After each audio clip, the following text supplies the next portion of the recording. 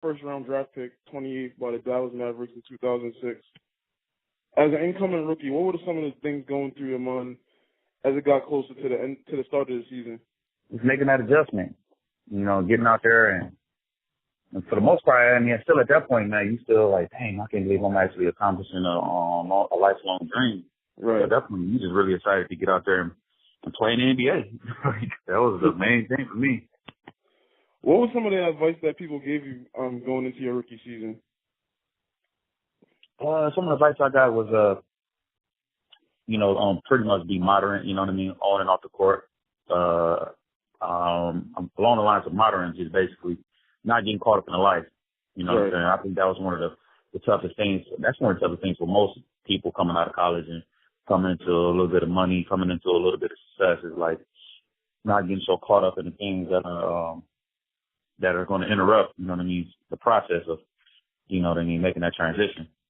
But that was the main thing, you know what I'm saying, and just really just putting in that work, just working on my game and just staying active, watching film, some of the typical stuff. Yeah, definitely. You were on the Dallas Mavericks team in 2006, and you could say by the standards of back then, you guys could have been considered a super team. 60 wins. You had guys like Jerry Stackhouse, Josh Howard, Prom Dirk Nowitzki, Jason Terry, and then you guys were upset by the Warriors in the first round. So this year the Warriors are considered favorites to repeat as the top super team, but in the offseason, the Western Conference teams have really loaded up. We got Chris Paul going to the Houston Rockets, and then Melo and Paul George going to the Thunder. What teams in the West do you see who has the potential to kind of pull off the same upset that the Warriors did on you guys in 2006? That's a tough one, but I'll have probably just go with like a Minnesota right now, bro. Yeah. I like them. What specifically about Minnesota makes you think that they might have a chance to upset them in the playoffs? Honestly, you know what I'm saying? They're not the same type of team as Golden State. I don't think you got to beat Golden State with Golden State style play. But I think they got a lot of firepower, man. Like between Jimmy Butler and a rising star like Wiggins, Carl Thompson, right? Yeah, Carl Anthony Towns. Yeah, Carl Towns. I think those guys, and then, a veteran like a Jamal Crawford, you know what I'm saying? You just never, not to say that you never know what you're going to get out of him, but I would like to be able to see him, you know what I'm saying, get some, win, you know what I mean, win outside of the conference and go to the finals. I would like to see that from him. But I just think they got some hungry players that can actually compete with the Warriors along the lines of toughness and just talent. You dig what I'm saying? Yeah, definitely. You played for 4 years at Michigan State, D1 powerhouse. A lot of good players that come out of Michigan State. You hear the question asked to a lot of players where you say, who will be on your Mount Rushmore of NBA players? Who, if you had to make a Mount Rushmore of Michigan State basketball alumni, who would you put on there?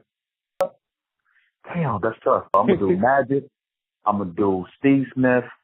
I'm going to do Mateen Cleaves. You know what? Just for the hell of it, I'm going to do Sean Redford, dog. Just to mix it up. Sean Redford? Yeah. Yep.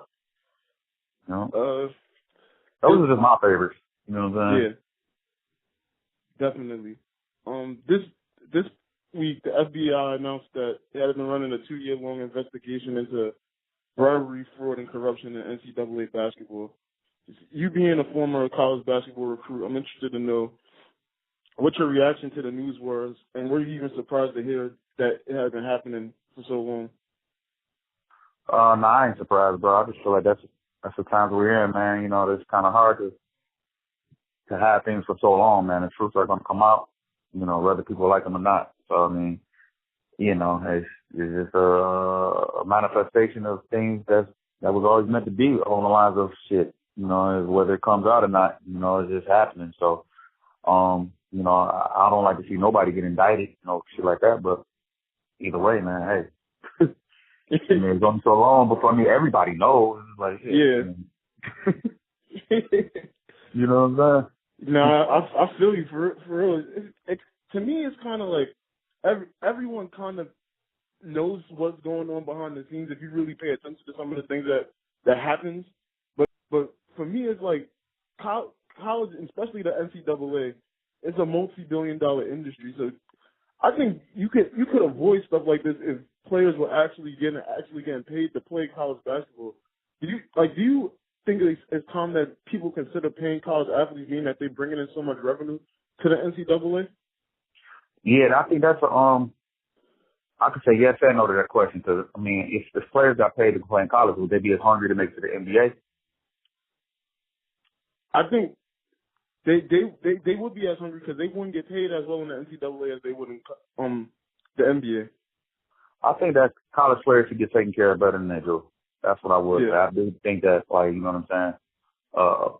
$5,000 a month is not difficult. Like, I think a college student can, hell, like, shit, I mean, a lot of us pay about $5,000 a month and be good. Like, so if you give a college student, let's just say, $2,500 to $3,000 a month, I think that'd be solid, man. He could spend at least $1,000 home, you know what I mean, every month, you know, take care of things he needs to take care of, you know what I'm saying? I feel like it would eliminate a lot of stuff. You know what? And quite frankly, I mean, that should be something that they look into, like, just to experiment with it. Like, why not? Like, y'all banking all this money off.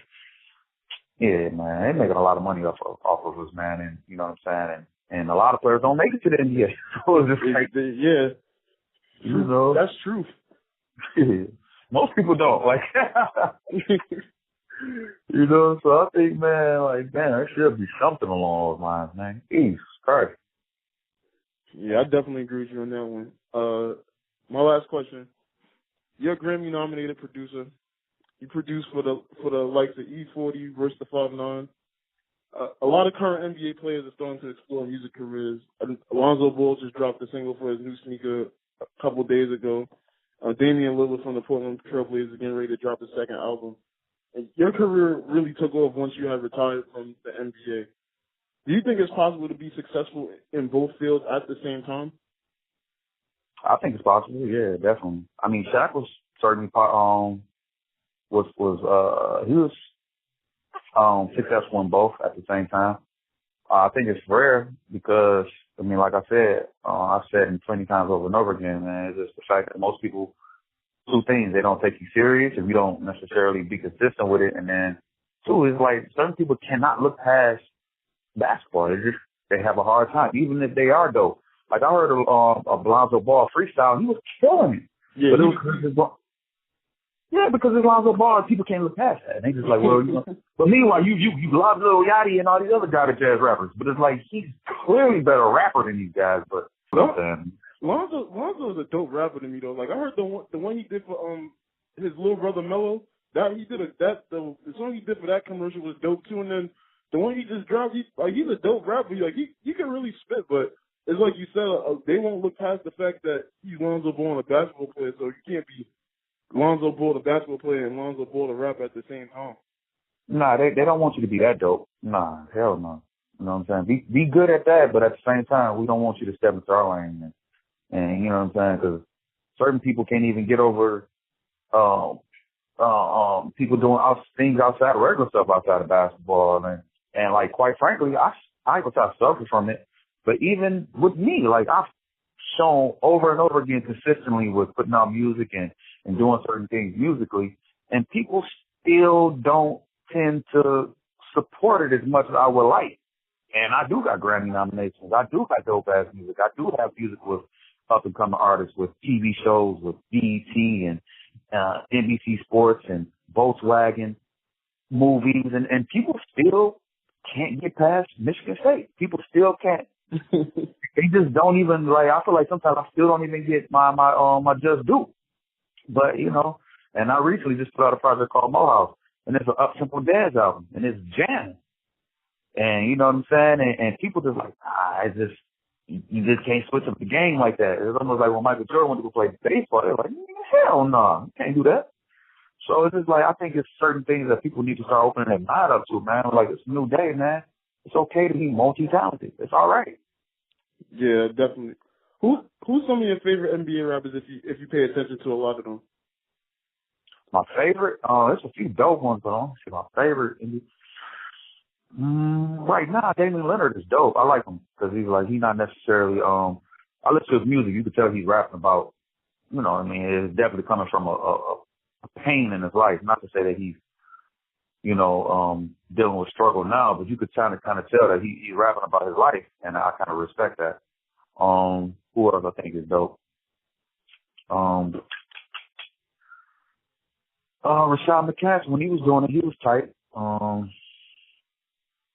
really don't know who else rapping like that. You know what I'm saying? Lonzo Ball is cool, but you know what I'm saying? I really can't say it's my favorite, but I have to say Damian Leonard though. Yeah, I remember when AI tried to drop a rap album too, and they did the same thing to him. Because he was an NBA rapper, you couldn't rap about the same thing rappers are rapping about. So hopefully that changes though, because I feel like there's a lot of AI. You said what?